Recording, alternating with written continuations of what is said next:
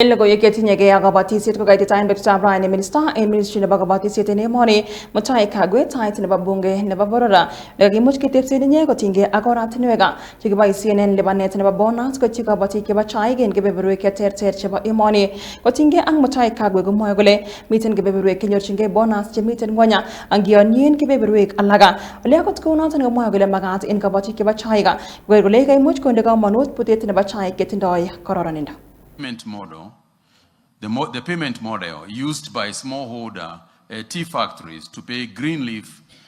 supplied by farmers is structured into a monthly pay, which is called the initial payment, and the second payment, which is popularly referred to as tea bonus. The initial payment is an advance payment against farmers' green leaf deliveries for the month, as the proceeds from the sale of tea have not yet been realized at the time.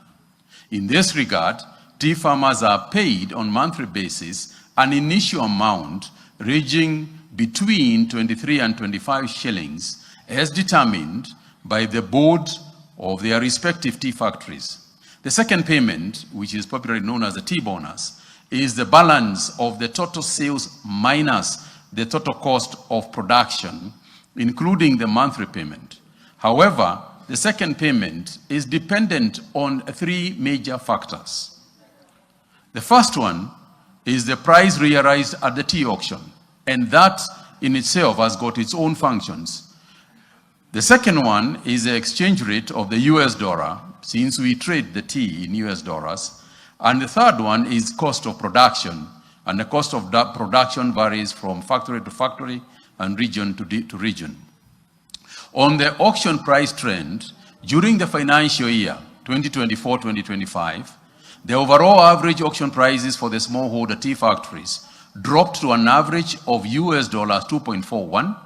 and from US dollars 2.54 the previous year. The smallholder tea factories under the management of the KTDA account for nearly 50% of the total tea produced in the country. The other proportion is accounted by the private independent factories, about 25% of that, and plantations and multinational factories, about 24.4% of that, and the state-owned Nyayo tea zones, some 0.7%. The decline in prices affected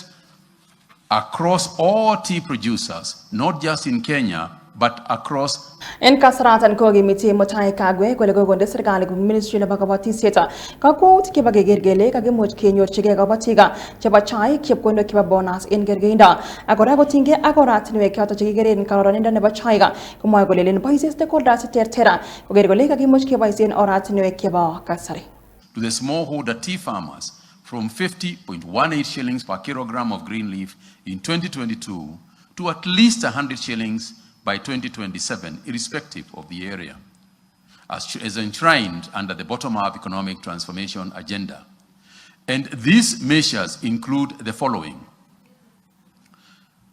Given that the quality of tea is majorly determined by the quality of green leaf, the ministry and other relevant industrial players have developed a guideline/standard on the quality of green leaf plucked and delivered for processing by tea farmers to the factories. A multi-agency committee comprising of the Ministry of Agriculture and Livestock Development, the Tea Board of Kenya, the Tea Research Foundation, tea factories and traders have finalized developing a draft guideline on the quality of green leaf to be adopted by tea factories across Kenya. The guideline prescribes the minimum standard on green leaf quality to be processed by all tea factories, and once implemented, it will bridge the quality and price differentials between the West and East blocks. The Tea Board of Kenya, in collaboration with the counties, is currently sensitizing tea farmers and factories on green leaf quality standards. Secondly, over the years, the evaluation of tea in Mombasa has been based on organoleptic testing methods adopted by tea brokers and tea buyer exporters. Notably, organoleptic